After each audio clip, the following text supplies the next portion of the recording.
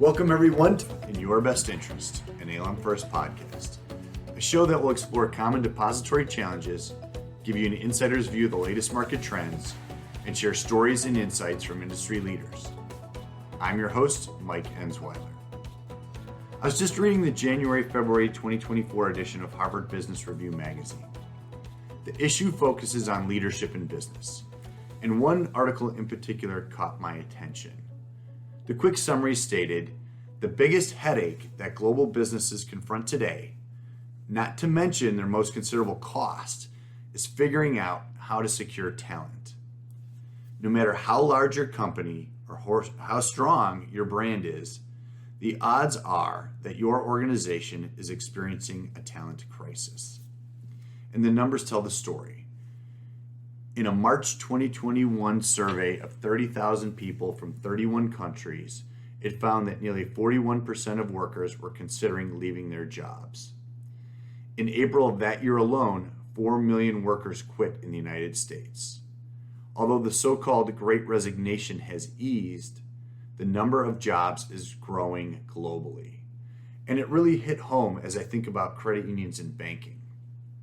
This is the season when we see a lot of updates to compensation surveys, year-over-year trends showing increases in competitiveness and salary increases, and utilization of executive benefit arrangements to try to retain key personnel.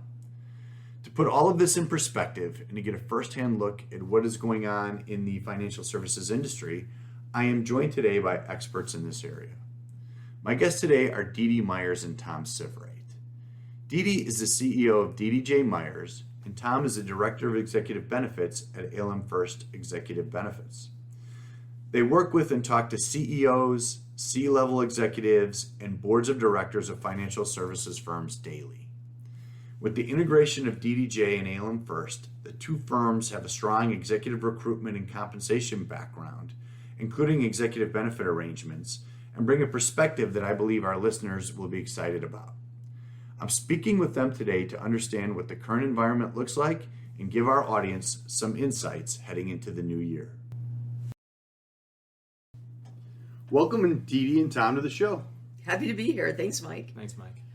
You know what? Let's just dive right in. I'll throw this out to you, Deedee. What are the latest challenges in the executive search space? We're in a paradigm shift mode here right now, Mike. We're seeing that organizations, as we all know, are more complex. We're growing. The markets are different than they've ever been before. And the challenge is that on the CEO front, boards are starting their CEO searches, to me, far later than they need to. I think they need to be strategic up front, looking at what the competencies and characteristics they need down the road and building those internal candidates. On the C-suite side, particularly for like a chief experience officer, maybe chief growth officer, and for sure chief financial officer, we need to attract the very qualified people. We need to start looking out of the market, yes, still in financial institutions, but we need to elevate our thinking about what competencies are needed. What that means is we need to pay attention to compensation. We're lower than what high quality candidates are asking for. So what that means is the searches are taking a long time. We're not paying relocation to move people. We're asking people to work in a hybrid environment, and they might be coming from state into maybe LA or San Francisco or Boston, New York, but we're not compensating for that travel back and forth. And I think we need to start looking at signing bonuses more. So the compensation is the issue. So what we do in credit unions, we have this level of thinking or mindset that we need to elevate in terms of saying, first, let's get the best people, then let's look at compensation. You brought up a couple of different roles. As you're doing these searches, are there certain roles that are more in demand than others? CFOs. Chief financial officers. Here's the unique thing. We need chief financial officers who are strategic thinkers, can look ahead, help us plan where our risks might be in the future, where our strategic opportunities are, not the green eye shade kind of CFO. We're done with those. So we know that can talk. They have to be able to talk, be strategic, be critical thinkers, gain momentum on strategy, and cross-functionally collaborate. It's a new breed. We're not seeing a lot of those. You brought up the fact that we're not paying, or employers are not paying relocation fees as much, but that CFOs are in high demand. Is the market favoring more the employer or the employee at this time? In that case, they might be favoring the member, or they might be favoring, well, yes, it would be the employer favoring their current mindset. So they're not favoring the potential employee. And by that I mean, there should be no favor here or there. We should come together in alignment on what's needed, for the future versus in that moment. Sure. If that makes sense. Yep, definitely. So what is a compelling trend or problem you've seen with clients in recent months? They take a long time to process candidates, a long time to say, this is the candidate I want to hire.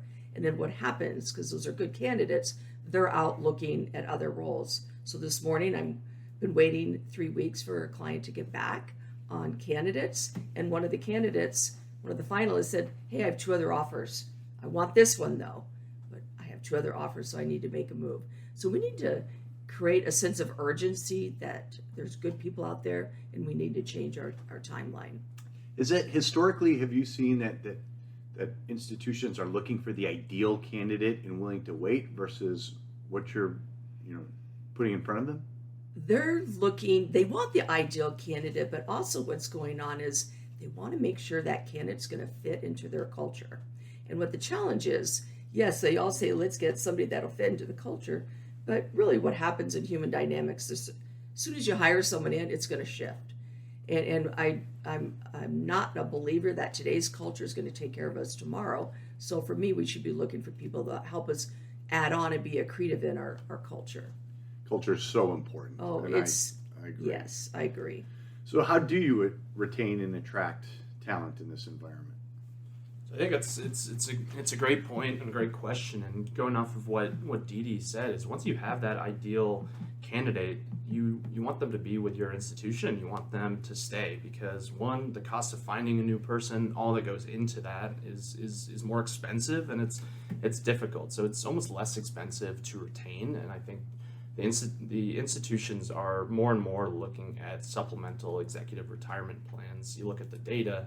88% of credit unions over $1 billion already have some sort of SERP in order to help retain. And retain is just one piece of this. I think attracting, almost always now in the actual contract to retain or recruit someone, you're putting these in the contract that they're going to have a SERP within 12 or 18 months. And that's really the only way that you're able to recruit these new employees.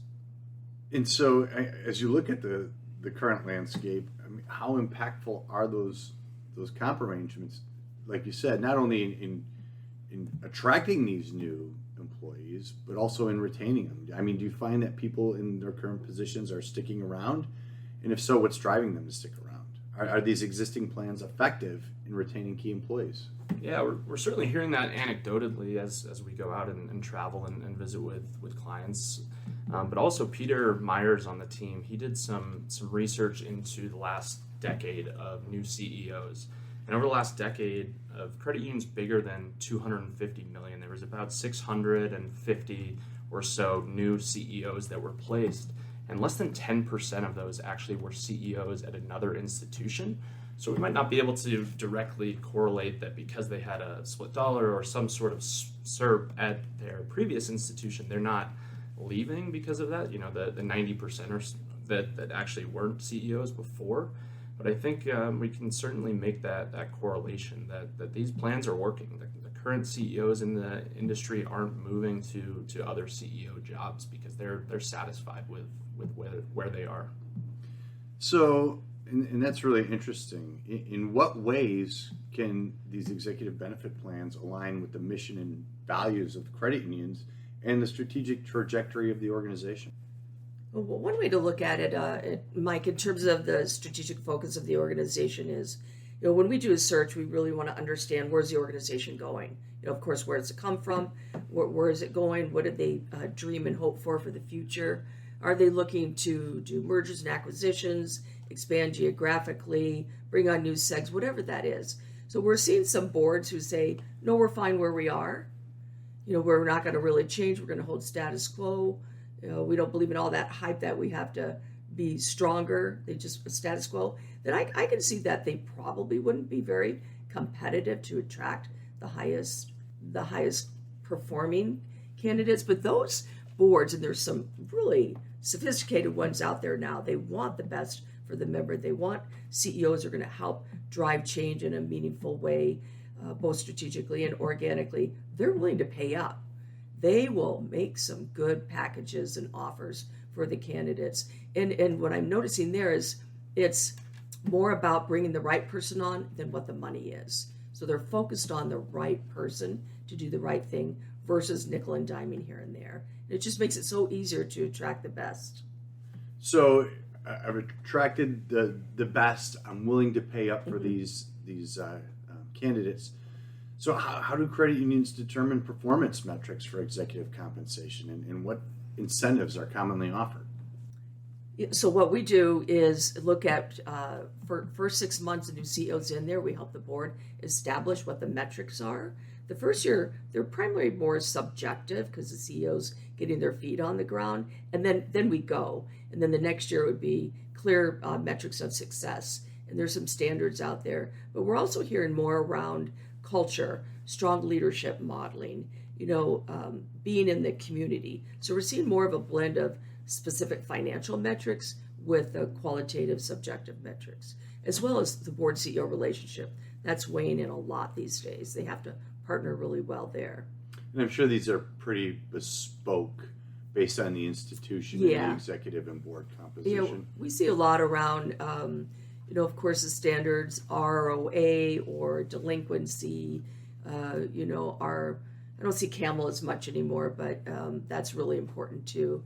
But there's some standard ones out there. Sometimes loan to share, asset growth, membership growth, NPS, Net Promoter Score. We see a lot of that as well. We're also seeing Net Promoter Score for the employees. How well are we taking care of our employees? So those are some of the ones that we see out there quite a bit. I'll throw this one to you, Tom. What unique challenges and opportunities do credit unions face when designing these executive benefits packages?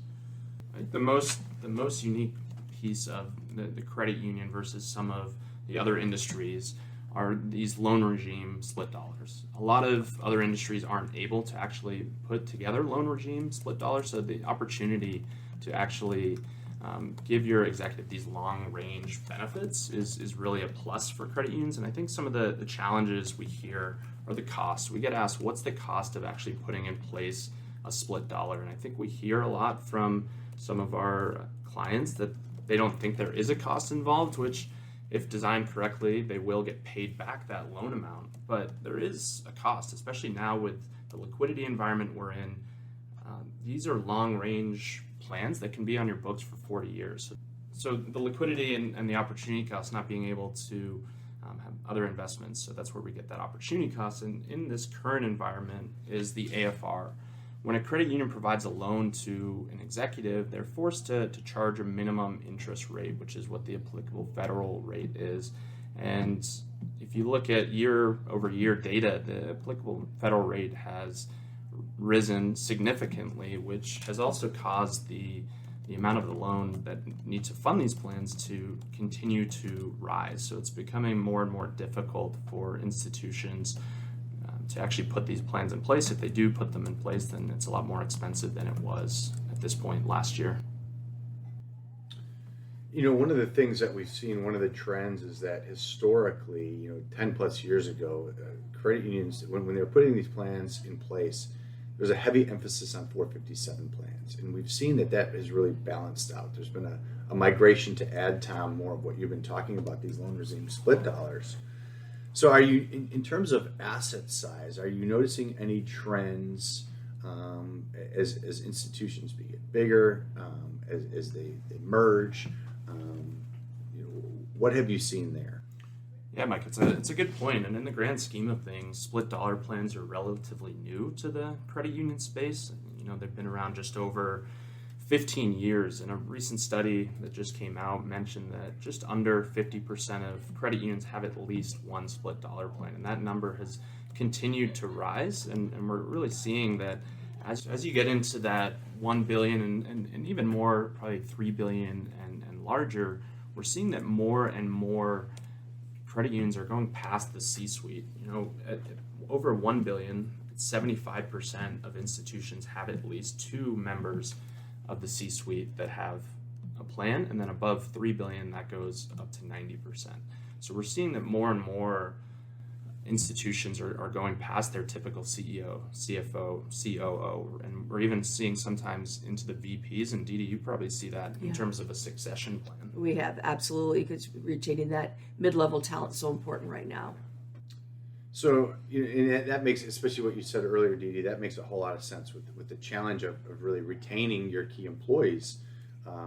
Going to the kind of that next level makes a lot of sense to me, especially in this environment. Do the one-size-fits-all plans still apply? Well, I'm not sure if they ever did apply in terms of choosing one or the other. And when I say one or the other, we're predominantly talking 457F or split dollar plans.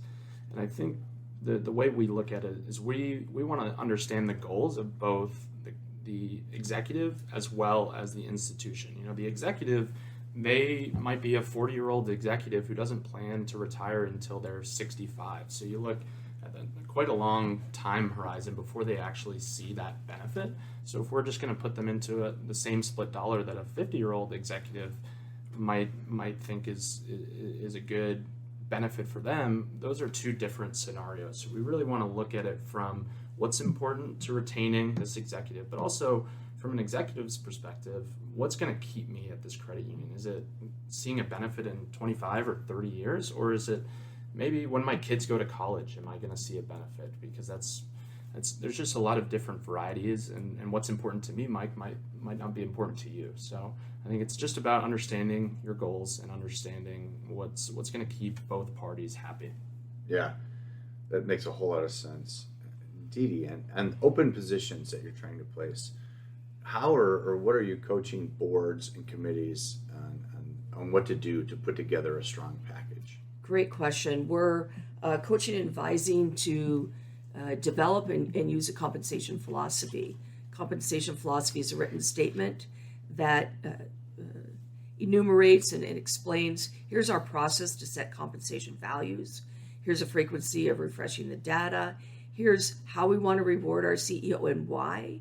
It also looks at the components of compensation, particularly cash and non-cash. So what we find is once the committee or the board has that compensation philosophy, then it's so much easier for to make that decision. The emotion goes out of it. Then bringing in the data in terms of base salary and incentives. And I would also encourage boards and CEOs here to move away from using just one source for compensation. I would use 6, 7, 8, 9, 10 different sources, which we do. So we provide a lot of different sources of data because we see a difference in the data sets. So compensation philosophy, and then look at where you get the data, and it's just so much easier, Mike. So you've got a compensation philosophy. You're willing to pay up potentially to get the right kind of culture fit and performance, oriented individual in the door. So are there trends in linking these benefits to the financial performance and growth of the organization? Well, we're seeing, and then Tom, you can weigh in here, we're seeing when the board is aligned on how they think about the role of the CEO and how they're going to provide oversight to the CEO, that's meaningful. When the board and the CEO are aligned, that's even more meaningful. Then the CEO can take all of that, roll it through the organization, so everybody's on the same page. So we're not always worried about how am I going to get paid? If I do this, what's going to happen? Everybody can focus on where they're going to go, and we are seeing positive results on financials. Yeah, you use the word align, which I think is a great word, and I hear our merger and advisory team use the term board on board. Is the board on board? Yeah. And I think it's really important that, like you said, you're aligned, because if an executive, and we talked about it in a previous answer, but if the executive wants one thing and the board wants something else, it's never going to work out. So we need to figure out how can we bring everyone together so that the executive feels valued and feels like they want to end their career with your institution, and the board, wants the same thing. Well, Tom, one thing we advise CEOs is don't negotiate your own compensation. bring in a third party because they're going to have a wider perspective of what's going on in the market and be able to advocate for you, but they'll also advocate for the board and the whole organization. But it doesn't work out really well when the CEO advocates for their own. We are running up against the clock, so are there any additional stories or anecdotes that you'd like to share and close us out with? Well, I'd say the exciting news is more awareness. Boards are elevating their thinking, their mindsets. They're open to talking to third parties, becoming educated. They're open to doing the right thing and getting the processes in place so they can focus on being strategic versus like all this stuff that they all constantly have to cross T's and dot I's on. It's very exciting out there right now. Yeah, so I think, we spent a lot of time throughout this podcast talking about some of the challenges, but I don't want there to seem like there's a dark cloud over this industry. I think there's still a lot of opportunity, and there's still a lot of ways to tailor solutions. We can mix and match different solutions and products to still make this work in terms of retaining your talent, recruiting your talent, and really providing that retirement income to your executives. And the thing that I really like there too is with more of a bespoke solution with kind of the vast array of products out there.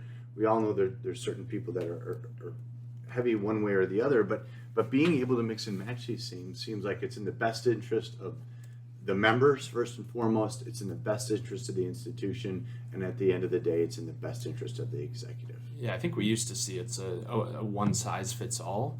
And that's no more, right? It's you can start off in a 457F, and we can switch it to a split dollar. We can make it work based on the credit union's needs, and I think that's really important to understand. To layer these things on, especially Deedee, I'm sure when you bring in someone from the outside to lead an organization, to some degree, it's a leap of faith. You're hoping that the culture fit is going to be right, that they're going to perform how you think they're going to perform. And so, anecdotally, what I've heard from more CEOs is that they're getting plans in place where, to your point, Tom, you start with one thing, a 457, and before we make this lifetime commitment to this individual, we want to make sure that there are certain metrics being met, or that certain objectives are being met, and then we'll kind of layer in the additional options that may be available. Absolutely, I heard that term a lot. You're making a leap of faith here. And we feel a lot of responsibility in making sure the board and CEO get on the same page. And so far, it's working. Well, this has been really insightful and a ton of fun. Thank you both for joining me today. Awesome. Thank you. Thank you, Deedee and Tom, for joining us today and sharing your insight on retaining and attracting talent in today's environment. At the end of each episode, I like to take a moment and let you know we have some additional resources available. We have a robust workshop, conference, and webinar schedule. So be sure to visit our website for more details on these, as well as our education hub and resource center for recorded webinars, articles, and more. As always, stay safe, stay healthy, and thank you for listening to In Your Best Interest, an ALM First podcast.